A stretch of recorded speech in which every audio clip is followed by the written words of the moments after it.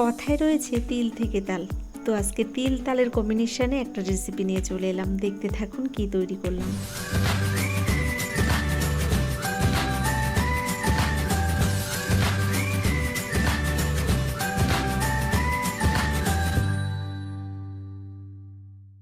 এখানে দেখুন বড় সাইজের একটা তাল নিয়েছি। তালটা কিন্তু ভীষণ কালো, অনেকটাই বড়। প্রথমে আমি তালের পাল্পটাকে বের করে নেব। তো প্রচুর পরিমাণে যুদ্ধ করে তালের পাল্পটাকে আমি বের করে নিয়েছি। এটা ভীষণ কষ্টকর একটা কাজ আমার কাছে।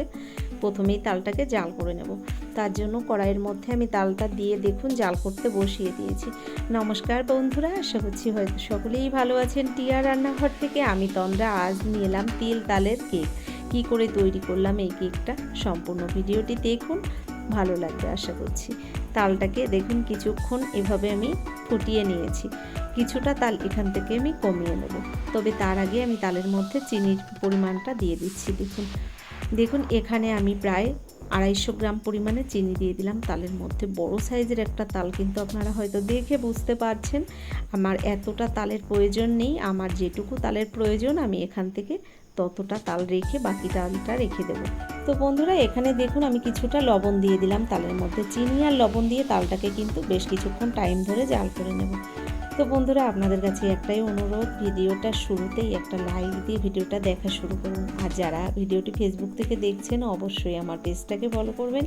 আর যারা ইউটিউব থেকে দেখছেন, যারা এখনও চ্যানেলটিকে সাবস্ক্রাইব করেননি, অবশ্যই আমার চ্যানেলটিকে সাবস্ক্রাইব করে নেবেন। দেখুন এখান থেকে অর্ধেকটা তাল আমি জাল করে কমিয়ে নিয়েছি। আর অর্ধেকটা তালের মধ্যে দিয়ে দিলাম এখানে একটা নারকেলের অর্ধেক মালা নারকেল আমি মিক্সিতে বেটে নিয়েছি।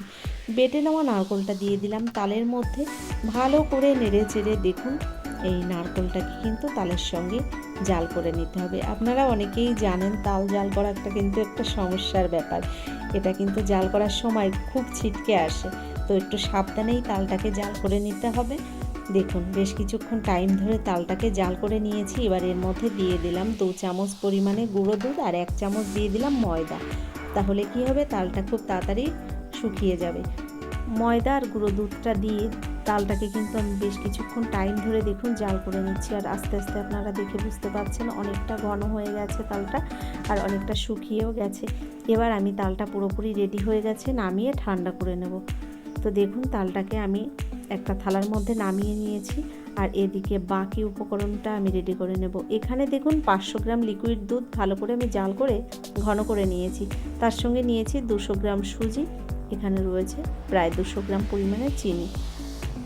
তো এখানে দেখুন আমি প্রথম একটা বড় বোলের মধ্যে সুজিটাকে ঢেলে দিলাম। সুজিটা ঢেলে দেওয়ার মধ্যে এর মধ্যে আমি দিয়ে দিচ্ছি 6 চামচ পরিমাণে চিনি। তো চিনির পরিমাণটা আপনারা আপনাদের পছন্দ মতো দেবেন। অল্প পরিমাণে দিয়ে দিলাম একটু লবণ। এবার দিয়ে দিচ্ছি যে জাল করে নেওয়া দুধটা রেখেছিলাম, দুধটা দিয়ে দিলাম। তো এখানে সম্পূর্ণ দুধটা প্রয়োজন নেই, তো অল্প অল্প পরিমাণে দুধ দিয়ে আমি এই ব্যাটারটাকে রেডি করে নিচ্ছি।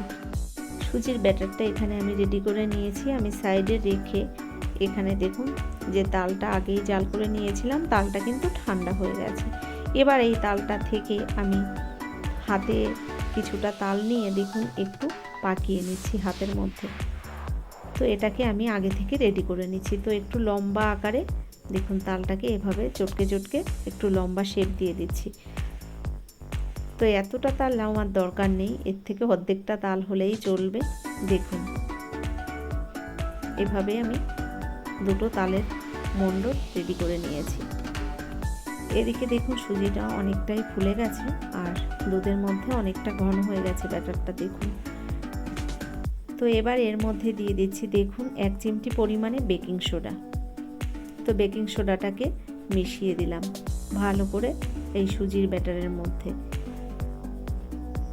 তো দেখুন সুজির ব্যাটারের মধ্যে বেকিং সোডাটাকে মিশিয়ে দেওয়ার পরে এবার দেখুন দিয়ে দিচ্ছি কিছুটা তিল। আমি শুকনো খোলায় এটাকে ভেজে নিয়েছি। দেখুন কালারটা দেখে বুঝতে পারছেন আমি তিলটাকে শুকনো খোলায় ভালো করে ভেজে নিয়েছি। আর এখান থেকে 2 চামচ পরিমাণে তিল দিয়ে দিলাম আমি এই সুজির ব্যাটারের মধ্যে, ভালো করে মিশিয়ে নিলাম। তো ব্যাটারটা পুরোপুরি তৈরি হয়ে গেছে।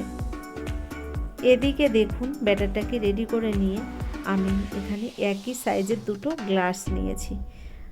আর এই গ্লাসের মধ্যে এবার আমি একটু তেল ব্রাশ করে নেব। আপনারা চাইলে এখানে কিন্তু ঘিও ব্যবহার করতে পারেন। আমি কিছুটা সাদা তেল দিয়ে দিলাম আর একটা ব্রাশের সাহায্যে এই তেলটাকে ভালো করে ব্রাশ করে দেব গ্লাসের মধ্যে। তো দেখুন তেলটাকে বেশ ভালো করে গ্লাসের চারি সাইডটায় মাখিয়ে নিলাম। একইভাবে দুটো গ্লাসই আমি রেডি করে নেব। তো দেখুন এখানে দুটো গ্লাস আমি তেল মাখিয়ে রেডি করে নিয়েছি আর তার মধ্যে সুজির ব্যাটারটা দিয়ে দিচ্ছি। সমান পরিমাণে আমি গ্লাসে দেখুন সুজির ব্যাটারটা দিয়ে দিলাম। এর মধ্যে দেখুন যে তালের মণ্ডটা আমি বানিয়ে রেখেছিলাম সেটা দিয়ে দিলাম। তো এভাবে মাঝখানে বসিয়ে দিলাম। তো এটা তৈরি হয়ে গেল। এবার চলে যাব আমি এদিকে কড়াইতে দেখুন জল গরম বসিয়ে দিয়েছি আর এই জলের মধ্যে আমি এই দুটো গ্লাস বসিয়ে দিলাম।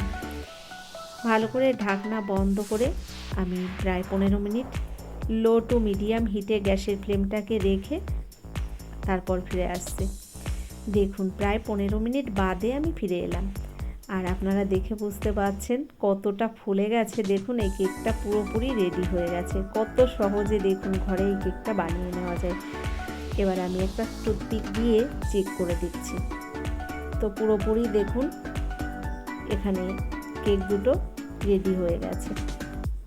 টুথপিকের গায়ে দেখুন একটুও কোনো রকম সুজির ব্যাটার লেগে নেই। তো এবার আমি নামিয়ে ঠান্ডা করে নেব। চলে এলাম আমি এই গ্লাস দুটো ঠান্ডা করে নিয়ে এবার আমি এই গ্লাসের থেকে এই কেক দুটোকে বের করে নেব। দেখুন কত সুন্দর লাগছে দেখতে এটা। তো একটা ছুরি দিয়ে চারি সাইডটাকে আস্তে করে এভাবে ঘুরিয়ে গ্লাসটাকে চাপ দিলেই বেরিয়ে গেল। তো আমার এখানে একটু ভুল হয়েছে কি বলুন তো, এই গ্লাস দুটোর কি ছিল নিচের দিকে একটু ডিজাইন করা ছিল, যে কারণে দেখুন এর নিচের দিকটাকে একটু কীরকম খারাপ লাগছে দেখতে, সমান হয়নি। তো এখান থেকে আমি পিস পিস করে এই কেক দুটোকে এবার কেটে নিচ্ছি। তো বন্ধুরা কেমন লাগলো আমার এই তিল তালের কেকের রেসিপিটি?